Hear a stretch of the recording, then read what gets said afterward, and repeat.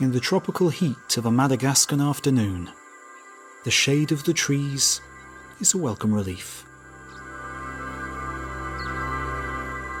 The going is tough through a dense jungle of mango, wild banana and palm, and the expedition makes slow progress, trailing machete-wielding guides.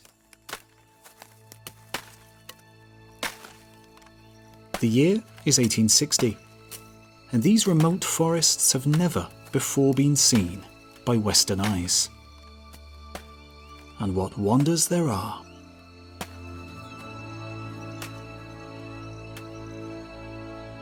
Plants, trees and animals completely unknown in Africa, just a few hundred kilometers to the west, let alone the rest of the world.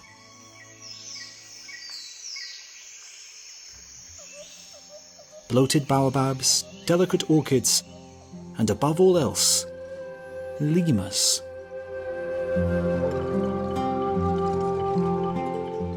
As the exhausted party rest within the sweltering understory, a family of these curious animals clatters noisily through the canopy overhead, shrieking their alarm at the intruders below.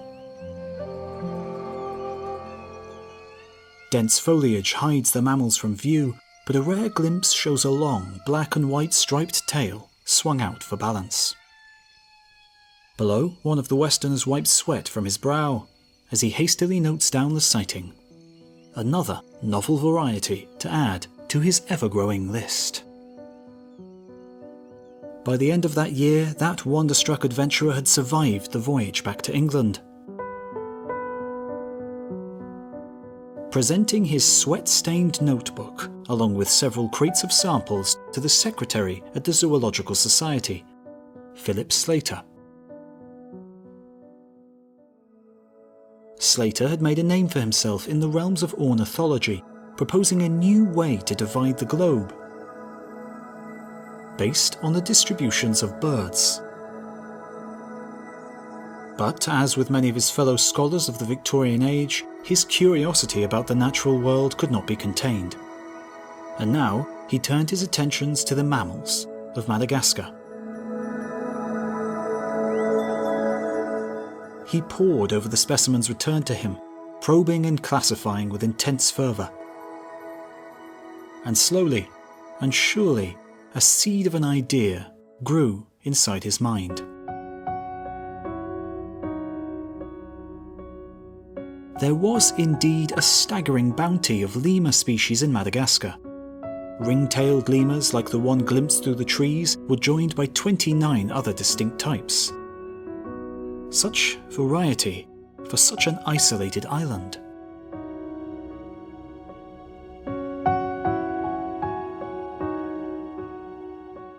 In comparison, Africa boasted a mere 12 species, and the Indian subcontinent only 3. The implication could not have been clearer in Slater's mind. Madagascar had to be the primordial homeland of these tree-dwelling mammals, from which the Asian and African varieties were derived. But how had they crossed the great oceans between?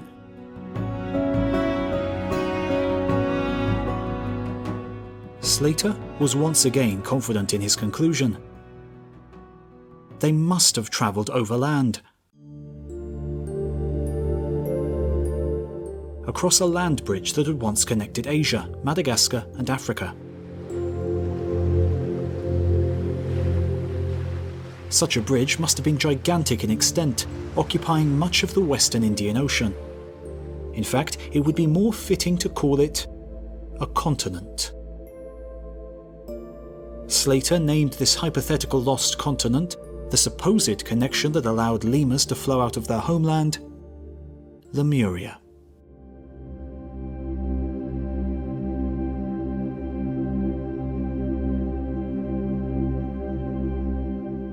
At this point of the 19th century, the idea of lost continents was not such an outrageous one. As geologists strove to understand the rocks that painted the globe, they imagined ocean basins as sunken, drowned landmasses. Our continents today may have been raised, dripping from the seabed, producing marine fossils in unlikely inland locations.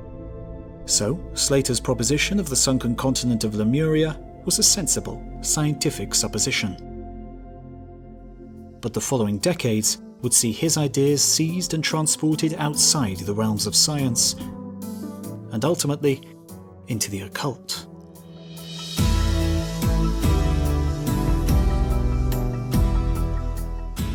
In 1876, a new rejection of the theory of evolution was published by German zoologist Ernst Haeckel. His History of Creation not only rejected Darwin's suggestion that humans had evolved and radiated from Africa, preferring an Asian origin instead, but suggested it was Lemuria that the lost cradle of humanity could be found. For Haeckel, it was here, among the lemurs and the other lower primates, that mankind first emerged, spreading to Asia and Africa before the continents sank. In later translations of Haeckel's work, maps depicting Lemuria in the Indian Ocean were labelled Paradise. In the decades that followed, the idea was transformed yet further. For the Russian medium Helena Blavatsky, whose esoteric religious doctrine, Theosophy, was followed by 45,000 at its peak, including members of high society, Lemuria was the mythical homeland of one of the 7 races of humanity. A group of egg-laying hermaphrodites endowed with 4 arms and 4 eyes, who'd lived alongside dinosaurs on the lost continent until its fiery destructive end. The concept of Lemuria, from its well-intentioned scientific beginnings to its strange transcendence into the occult, was one that nevertheless persisted well into the 20th century.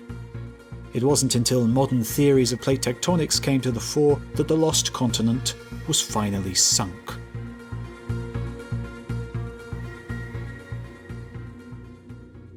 And so, the last 60 years of geological and geophysical study have revealed an altogether more provable history of continental movements through time. Rather than merely rising or sinking, they traverse the globe, joining and splitting, building and shattering. Lemuria may never have existed, but we now glimpse an even more evocative past. There are generations of Earth's long-lost supercontinents waiting to be discovered.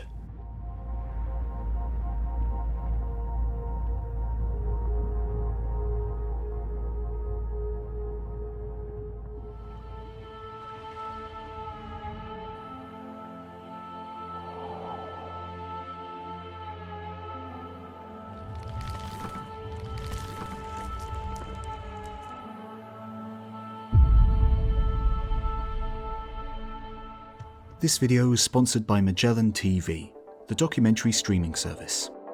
Magellan have been great supporters of the channel for a while now. They offer a vast range of programs on a truly comprehensive range of topics, more than 3,000 in total. From the depths of space to the dinosaurs, there's something here for everyone. Head over to History of the Universe to find out how they've inspired our work.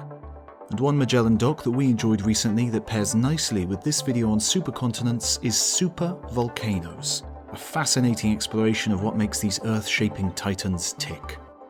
And you can now take advantage of an exclusive offer, 30% off an annual membership. This gives you an entire year for less than $3.50 a month, even if you've joined Magellan before and lapsed. You can simply click on the link in the description to claim your discounted membership today.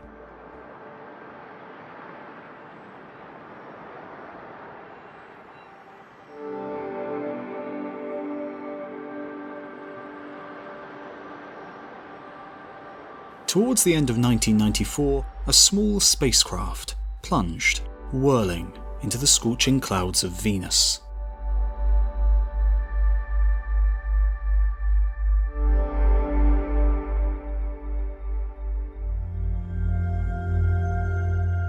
It was a graceful death, well deserved by a probe that had accomplished so much in its short life. For the last 4 years, the Magellan probe had been swooping past the shrouded planet in great polar loops, passing from north to south just 300 kilometers above the surface, before swinging far out back into space to prepare for another pass.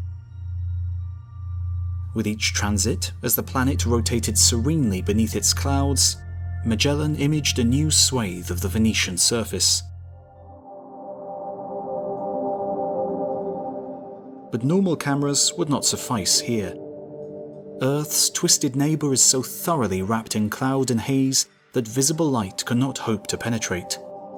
Instead, Magellan scanned the alien surface with radar, and in less than 2 years had mapped 98% of the surface in unprecedented detail.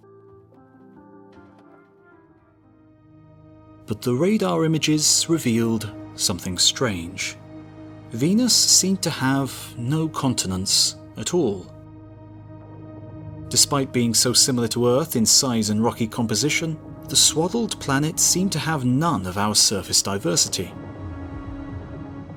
Magellan saw plenty of volcanic features, from shield volcanoes to vast lava fields, but they were all hallmarks of a single basaltic rock.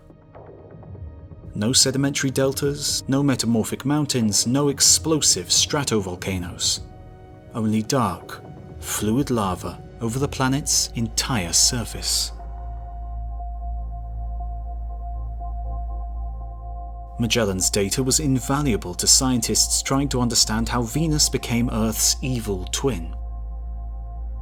The radar images revealed that the plate tectonics that define our surface never really played a role on Venus. Without the lateral movement and recycling of the crust, there was nothing driving the creation of new types of rock.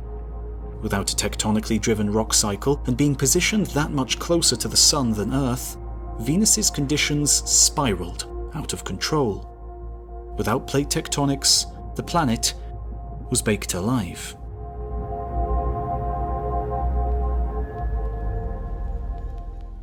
Earth was dealt a luckier hand.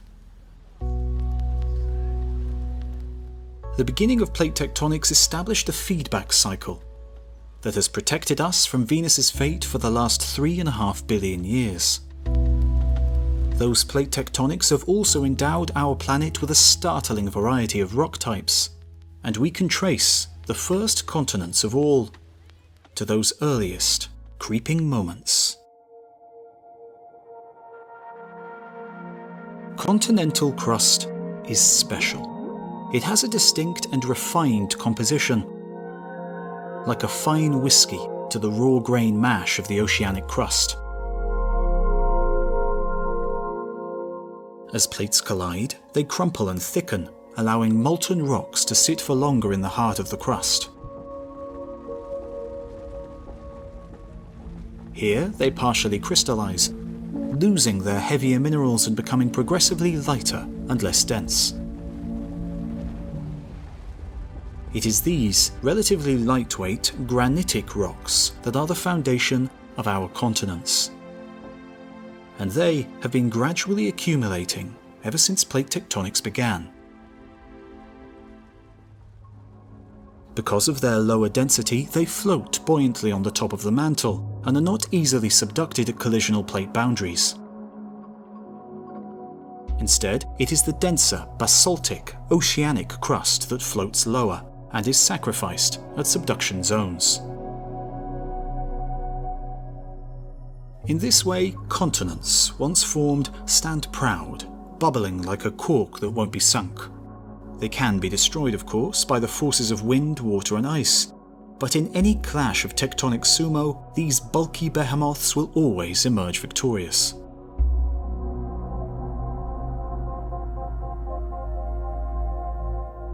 The oldest remaining fragments of continental crust today are some 3.5 billion years old. They have persisted in the face of erosion, collision, and rifting. We know their great age from mineral crystals called zircons that are some of the most resilient constituents of continental rocks, and which contain a precise elemental clock in the form of decaying uranium atoms. By precisely measuring the proportions of original uranium and its decay product, lead, geologists can reconstruct the age of the crystal, and therefore the rock that contains it. Even after the original rock is eroded away, the zircons will survive, to be reincorporated into sedimentary rocks and preserve an echo of the mountain that gave them birth. In this way, tens of thousands of zircons have been dated to build a picture of continental crust creation through geological time. More zircons imply more rock formation, but the actual record seems to show a surprising pattern. There are times when zircon production is inexplicably low, when continents merely exist and are barely being added to at all. How does this fit with a global picture of plate tectonics? To understand that, we must take a step back from individual crystals and search for other clues in the continental fragments preserved on Earth today.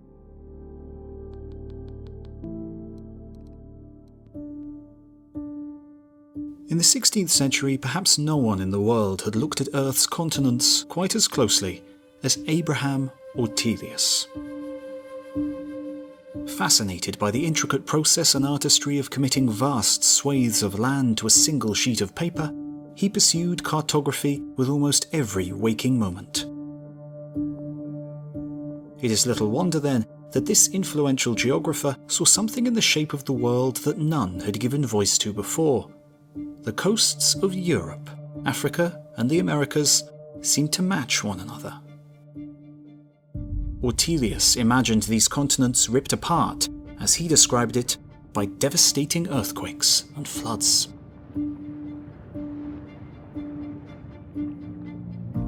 Arguably, he was the first to imagine the concept of continental drift, an idea which wouldn't truly be popularized until the early 20th century by the meteorologist Alfred Wegener. For it would be nearly 400 years before modern scientists could verify that the Dutchman's suppositions were, in fact, correct.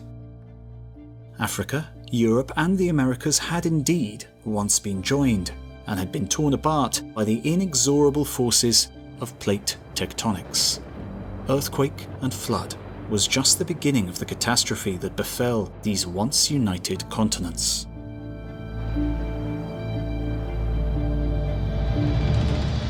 As Ortelius contemplated the shapes of shorelines on his 53-page atlas of 1565, he was unknowingly tracing the open wound of a supercontinent, ripped asunder. There are no supercontinents on Earth today. The largest discrete landmass is Eurasia, with an area of around 55 million square kilometers. But even this gigantic continent makes up little more than a third of all the land area on Earth. Various definitions of supercontinents require that all or nearly all of the Earth's continental crust be gathered into a single, immense and unbroken landmass.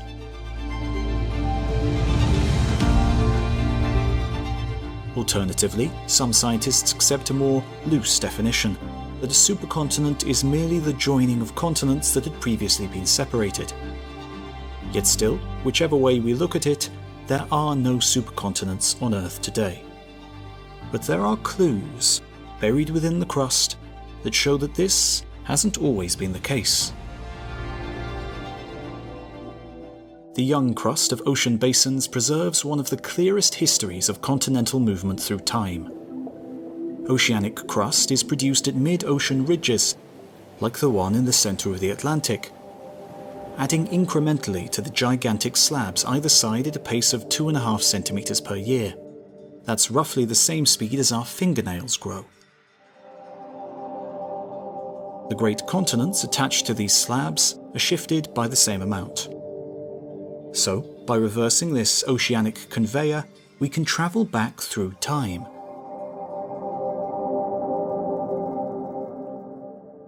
And close the Atlantic, reuniting Europe and Africa with the Americas.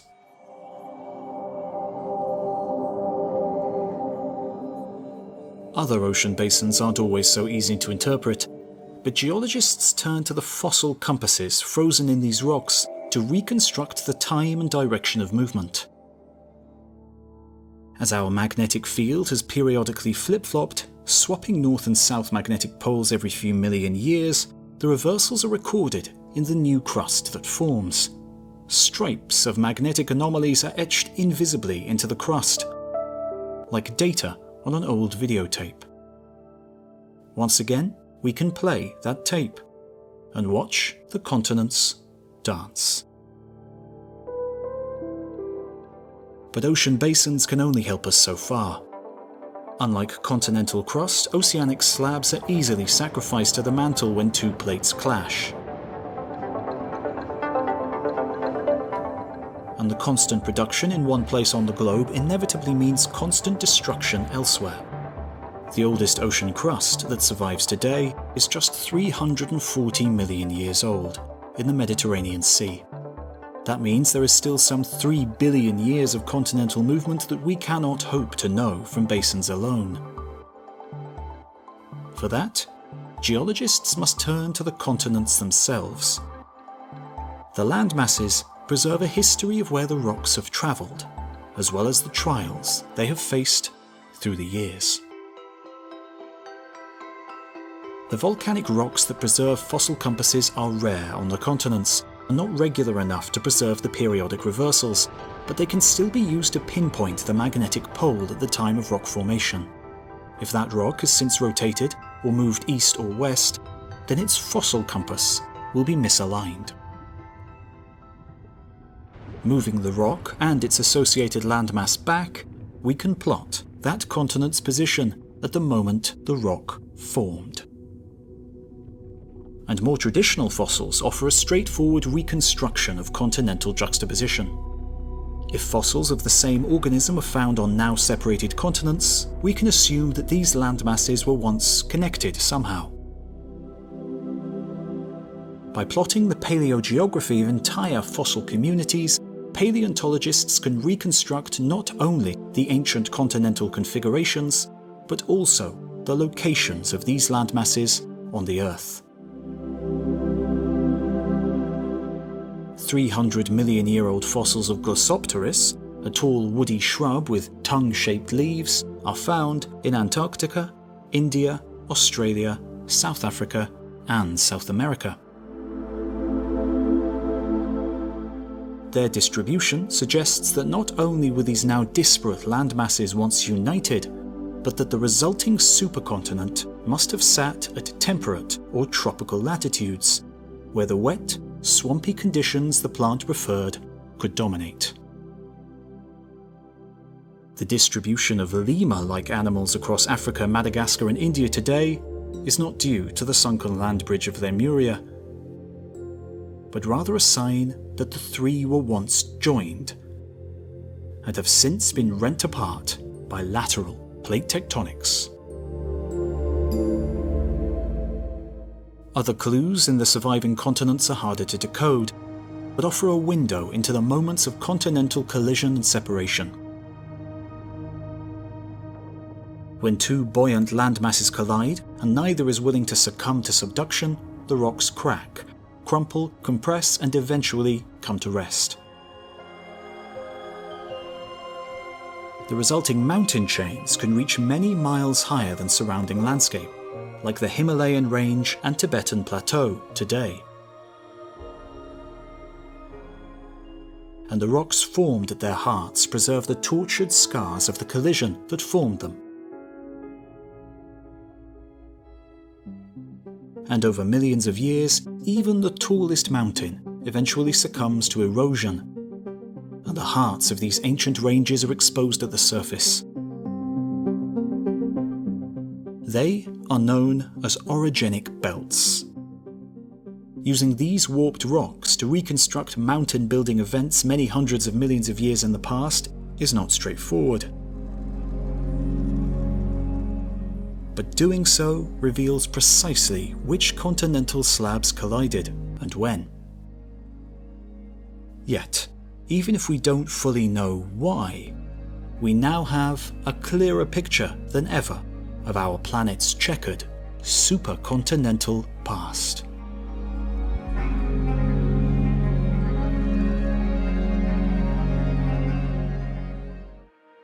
Scotland and England are now as one, fused together at the northern edge of the Eurasian continent. But this was not always the case. 500 million years ago, they were separated by a great ocean, the Iapetus.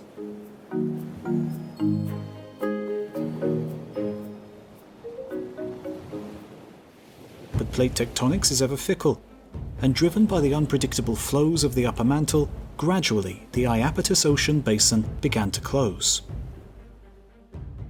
The continent of Laurentia, along with the Scottish homeland, bore down upon Baltica and what was to become England. When all of the ocean basin was gone, the two Leviathan continents crashed into one another, building mountains in an event known as the Caledonian Orogeny, and fusing the Laurentian and Baltican continents together forever.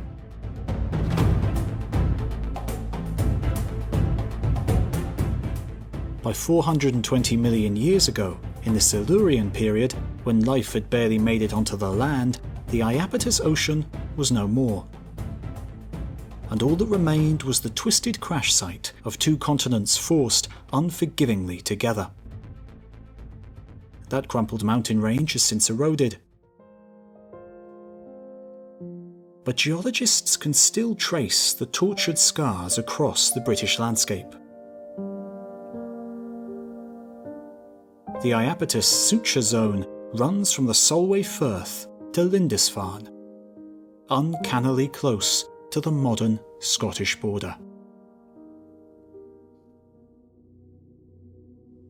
The Iapetus suture is just one of the scars left behind in ancient continental crust. There are collision zones like it all over the world, but as we probe further back in time, crustal clues that have escaped erosion become increasingly hard to find. Some of the oldest remnants of continents, called cratons, can be found in Canada, Australia, South Africa, and elsewhere today. But there are tantalizing hints that, in their earliest days, they were united into one or a series of Archean supercontinents. One reconstruction extends the record of supercontinents almost back to the first continental masses of all. A single early supercontinent, has been proposed based on the observation that all of the cratons dating to 3 billion years ago were clustered together at a later time, so are likely to have formed and stayed together since their earliest moments. But with such ancient rocks, few other clues remain that could hint at the configuration or position of and its very existence relies on a great number of assumptions.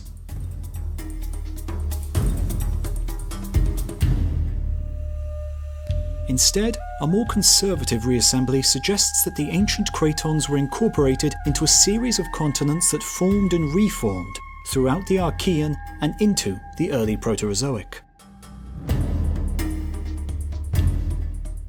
The first was Valbara, which reigned from around 3.4 to 2.7 billion years ago, and combined the Kap Val craton, now found in South Africa, and the Pilbara craton of Australia.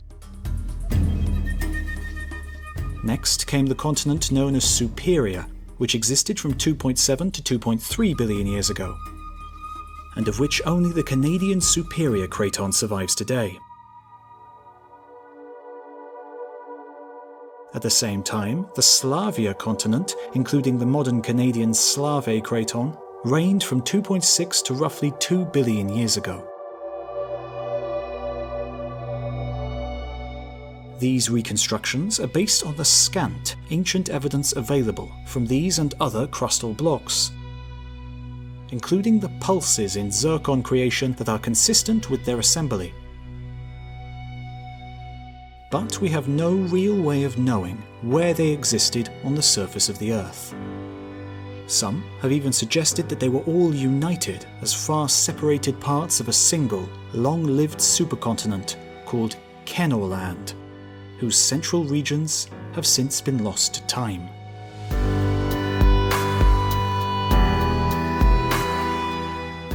If we could speed the geological clock from the early Proterozoic to today, we would be able to see the continental dance for what it really is. Individual landmasses grow slightly, but mostly they pivot, slide, and link along oceanic distances. Sometimes the dances are spread far apart, and sometimes they linger, locked in an embrace.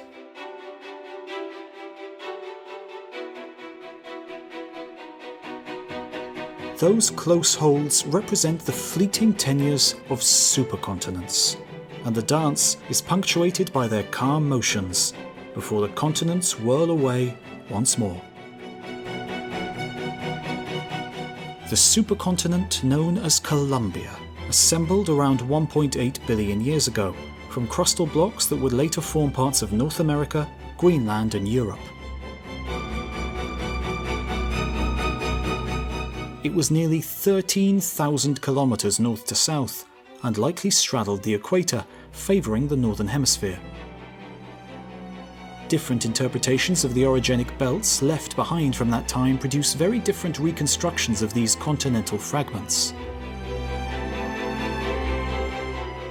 One suggests that pieces of Antarctica and Australia lay along the North American west coast, while an alternative places India in the same position.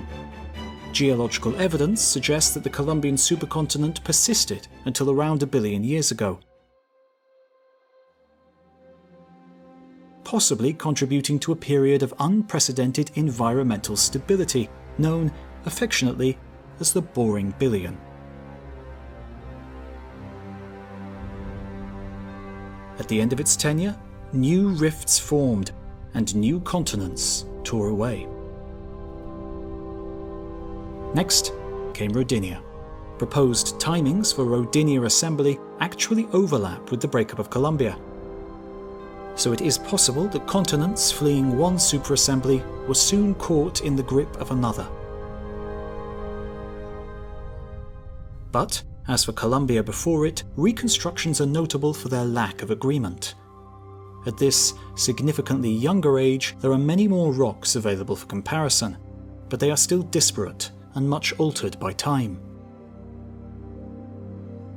Most geologists agree that the North American crustal block known as Laurentia formed the core of Rodinia, with Eastern Europe, Amazonia and West Africa to the southeast, and Australia, India and Antarctica to the northeast.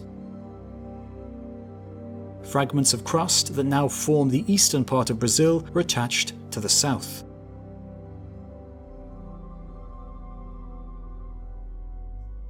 But the positions of ancient portions of China and Siberia are still the subject of debate. To further complicate matters, as well as overlapping with Columbia's breakup, Rodinia assembly may have been concurrent with its own destruction. Like some vast and ponderous Newton's cradle, continents crashed into the scrum, even as others broke free.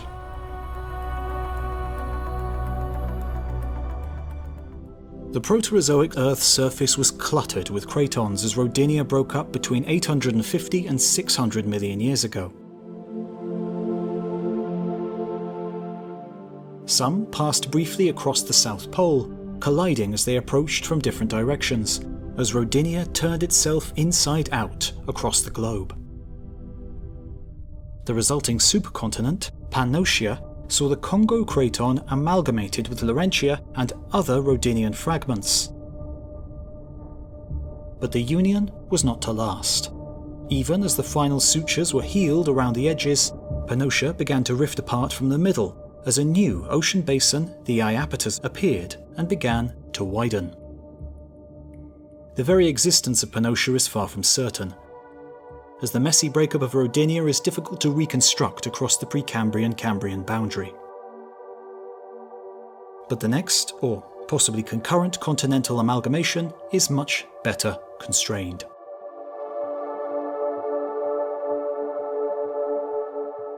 Gondwana may only be considered a supercontinent under one of the term's looser definitions, as several ancient cratons were excluded from its embrace. And yet, this landmass, which began its assembly with the chaotic destruction of Rodinia and was only completed at the very end of the Proterozoic, did represent the largest single piece of continental crust throughout the Paleozoic. Covering an area of around 100 million square kilometers, it saw 2/3 of today's continental area united, including cratons from modern-day India, Africa, South America, Antarctica, Australia, and Arabia. This supercontinent was a melting pot of ancient landmasses and was crisscrossed by orogenic belts, each marking a collision, a lost ocean, a continental fusion. The origin of Gondwana was a brief, calm moment after the continental chaos of the late Proterozoic. For a few 100 million years, there were no more collisions, and the supercontinent drifted gently northwards, until it eventually met its end 335 million years ago. Unlike those that came before it, Gondwana did not die through shattering rifts and diverging fragments. Rather, it lost its supercontinental identity as it collided with the now combined Laurentia and Baltica. It was assimilated into a greater whole, a supercontinent in even the strictest sense. The last supercontinent, Pangaea.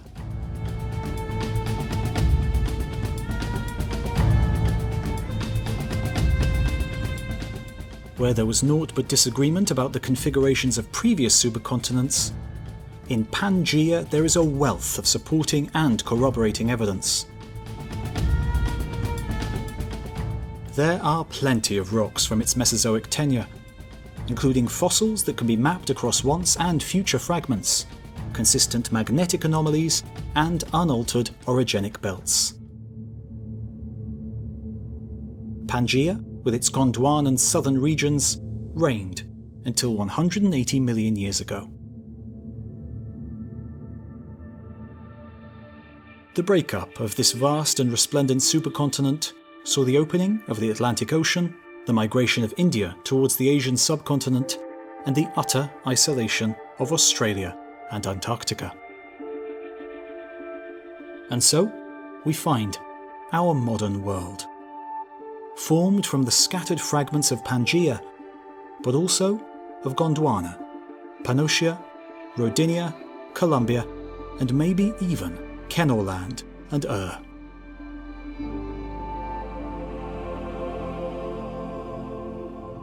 Each supercontinental age was distinct in configuration, duration, climate, and character.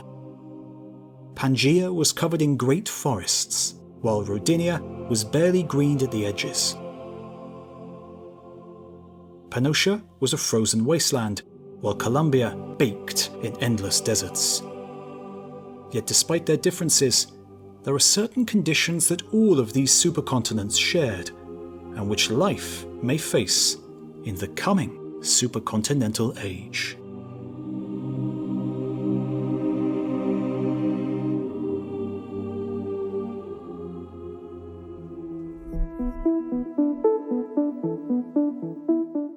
Alexander von Humboldt was driven by an insatiable curiosity for the world around him. The German scholar travelled extensively through the Americas and Russia, seeking to learn the secrets of those often harsh but exotic lands.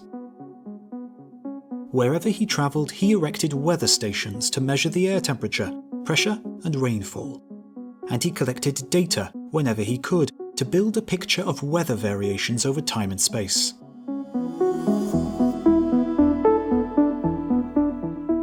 By 1830, he had collected enough data to map out those conditions over a huge swathe of Western Europe and Russia. Von Humboldt was the first to see clearly in his data what any Siberian nomad could have told him. The further inland you travel, the more extreme the weather would become.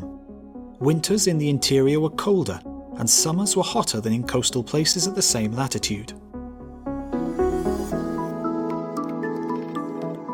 This so-called continentality is a feature of all large landmasses on Earth today, and is more pronounced the larger the continent.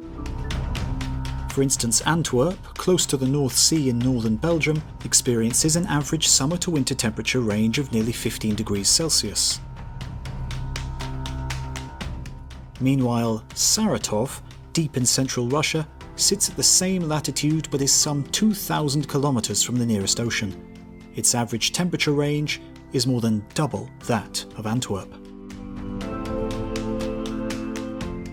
These extreme conditions arise from the differences in how land and sea absorb the heat from the sun. In summer, land areas heat up much more quickly than the ocean, which can distribute its heat at depth. Whereas in winter, the oceans still have some store of heat left over to create milder conditions, while the land cools much more quickly. Coastal regions reap the benefits of the ocean, and the continental interiors are left out in the cold, or the heat. And it is not only temperature that defines continentality. Any satellite image of Earth today will reveal that the deep hearts of continents are often deprived of the green of life. They are deserts, where little rain falls and living things struggle to survive.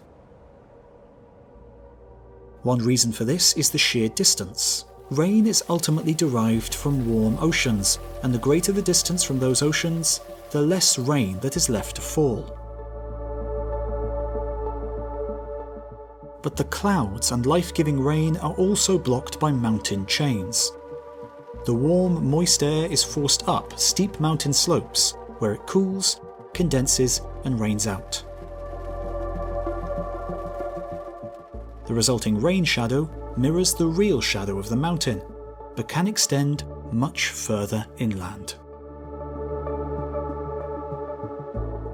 If such extreme conditions are to be found inside the modest continental landmasses on Earth today, then we can only begin to imagine the supercontinentality that held sway in the interiors of Pangaea, or Rodinia, or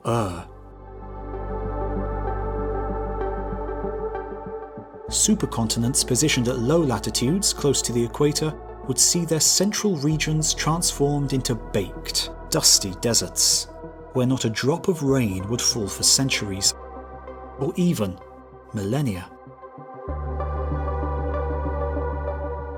Even for the likes of Pannotia, straddling the South Pole, ice caps would be slow to grow if the snow that fed them never arrived. The suturing of crustal fragments during the assembly of supercontinents also generated mountains in staggering abundance. With every continental collision, huge ranges and plateaus to rival the Himalayas and Tibet are heaved out of the tortured ground. Monumental, towering belts stop weather in its tracks, creating rain shadows that bring the desert ever closer to the coasts. With vast mountain ranges creating a high-altitude labyrinth of blockages and diversions, wind and weather is whipped into a frenzy. High-level plateaus pump warmth and moisture into the upper atmosphere, driving monsoons that sweep their devastation across the coastal landscapes with terrible regularity. Flash floods and ephemeral rivers from these violent storms create huge inland deltas that irrigate the arid lowlands for a time. But these same winds, now stripped of their moisture, howl across the featureless deserts, sending dust storms tumbling viciously for thousands of kilometers. Such harsh conditions in the centers of most of Earth's supercontinents would have been little concern for life, since living things only began to colonize the land surfaces of Gondwana and Pangaea. But for those pioneering forests, insects, and teetering tetrapods, supercontinental life was unforgiving. many places were all but uninhabitable. The dry interior deserts, the wild, wind-whipped mountaintops. But towards the coasts, and along sustaining rivers and deltas, the supercontinents offered a bounty of newly exposed mineral nutrients, and all living things thrived. Populations on land boomed and crashed with the march of the seasons, compared to the constancy of life beneath the waves. But there was plenty of time to adapt. The dance of the continents may seem frantic when we fast forward through Earth's history, but the reign of Pangaea spanned the entire ancestry of the dinosaurs, from the first slithering steps onto land in the Devonian to the mighty, long-necked lizards of the Jurassic.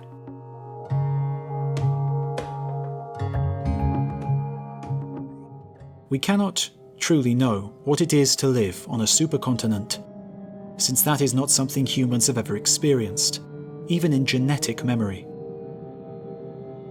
And unless humankind persists for another 250 million years or so, we may never know. We are living through a time of continental dispersion, but another supercontinental age is on the horizon. Even now, the assembly is beginning. The current movements of the plates will bring continents together, one by one. Africa and Arabia will grind northwards into Europe, closing the Mediterranean and creating a mountain range in its place. Australia and Antarctica will collide at high latitudes and may soon creep north together. Eventually, the Atlantic will stop widening and its crust will begin to be subducted. North and South America will rotate towards each other as they bear down on the Afro-Eurasian amalgamation. And as the North Atlantic disappears, the Indo-Atlantic is trapped. As a huge inland sea between South America, India and Southeast Asia. When the collisions are finally concluded, 250 million years from now, perhaps all of the modern landmass will be combined into one immense supercontinent. Pangaea Ultima. Like the generations of supercontinents before it, Pangaea Ultima will be built from the shattered remains of its ancestors, but will have a character all of its own. For a biosphere like ours, now so thoroughly wedded to our continental land, it is hard to say whether such unity will be a blessing or a curse. You've been watching the entire history of the Earth. Don't forget to like and subscribe, and leave a comment to let us know what you think. Thanks for watching, and we'll see you next time.